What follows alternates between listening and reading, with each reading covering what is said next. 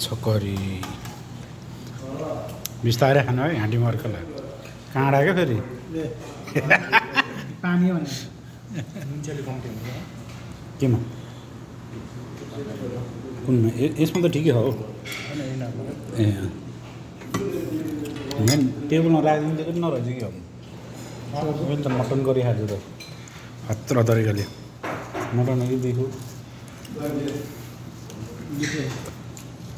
होइन कि यिनीहरू केरला के अरे उसो भने हिँड्नु भयो भने उस्तो खाइदिँदो रहेछ कि गाईको सबै खाइदिँदो रहेछ गाई गोरुको सबै खाइदिँदो रहेछ कि यिनीहरू त हामीले त अलिकति उसै मानिन्छ नि त होइन